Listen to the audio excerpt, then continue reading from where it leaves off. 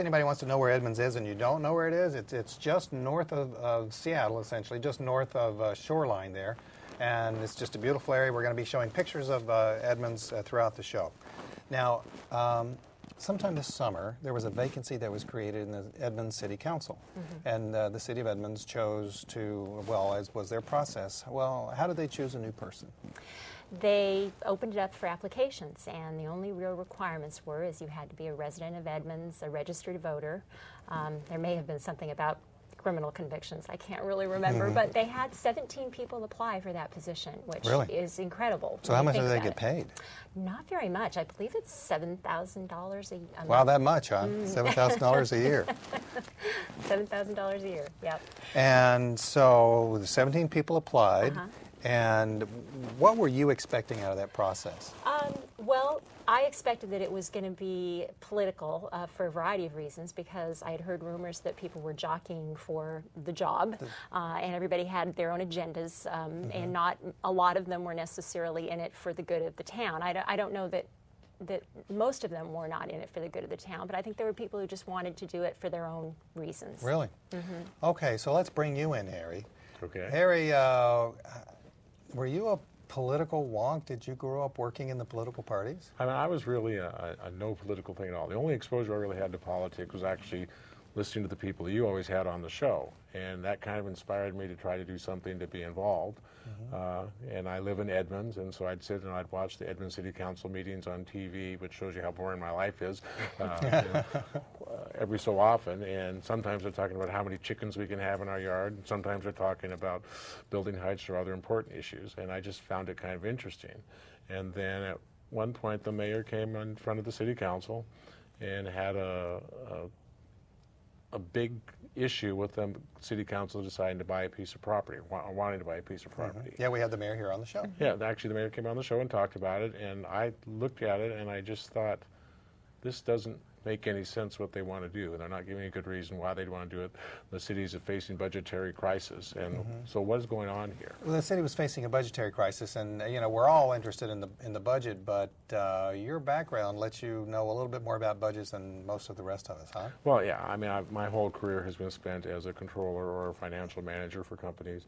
I have an MBA from the University of Washington, and I just looked at it and I thought, the city doesn't have any money, and now they're going to buy a piece of property that is really not a suitable piece of property to do anything with, and they have no plan on what to do with it, and it didn't make any sense to me. And so that's why we asked the mayor to come on and talk about it, not only just about the city of Edmonds, but other cities.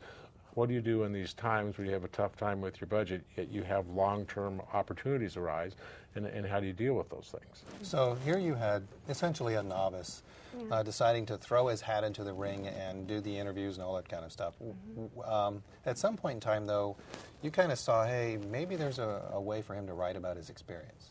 Yeah, and you know, Frank, I can't remember if you came up with that idea, Harry, or if I did, but I think in the process of Harry and I talking about what he was trying to learn about the process, he actually asked me for coffee, and we sat and talked about, you know, what the realities were, the lay of the land, that kind of thing. And I said, you know, it would be great if we could have you talk about your experiences and tell people who come to MyEdmondsNews what you're going through. And so the rest is history. He started writing about his interview process and the whole thing. Yeah, you did. Let's go to the first entry, by the way. It was, why would anyone, and it's hard to read, but why would anyone apply for the Edmonds City Council? And this was you, Harry, writing this. So let's kind of go, we blew up something. Let's go to that, to what was blown up here first.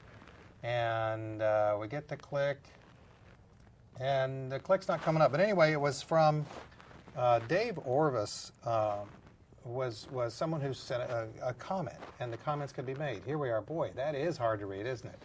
Anyway, tell us about Dave Orvis, and you actually answered him. Tell us about this in the first. Well, Dave Orvis was a former council member, and so I think when he read the first part of my article, which was explaining why I chose to run for the council in the first place, he thought I was going to end up doing a hatchet job on the council, and so he also has a reputation of being greatly opposed to building heights, and anybody who thinks the council isn't doing something, therefore must want higher buildings at Edmonds. So he attacked me on that, and I wrote back and said, well, Dave, there's no comment about building heights in here, and I think if you sit and read the entire series, you'll see this is not a hatchet job on the council, it's just explaining what I did and why I did it. Yeah, let's go 2 more clicks now. As we go 2 more clicks, then there's a little bit more to the conversation. This was kind of a back and forth conversation.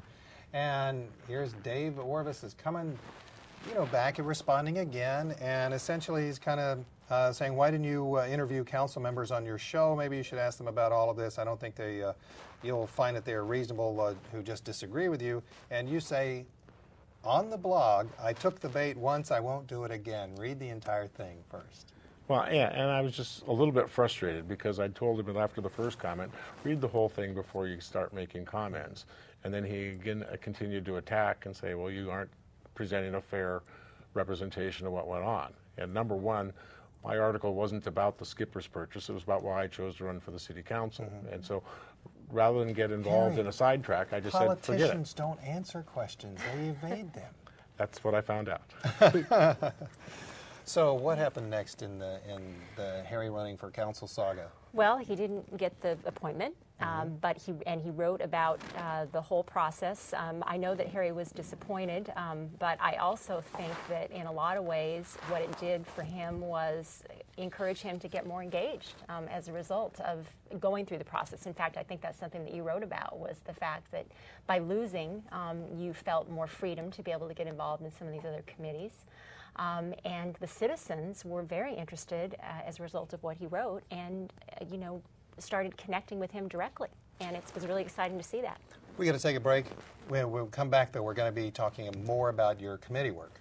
In any event, we are very fortunate today to have Harry Gatjens, otherwise known as Citizen Harry, up in Edmonds, and Teresa Wippel, who is the editor, publisher, and everything for MyEdmondsNews.com. Strongly encourage you to go to MyEdmondsNews.com. You're going to learn about a small town and all of the things that it goes to. And I think there's it's really typical of a lot of small towns, not only in Washington, but across the United States.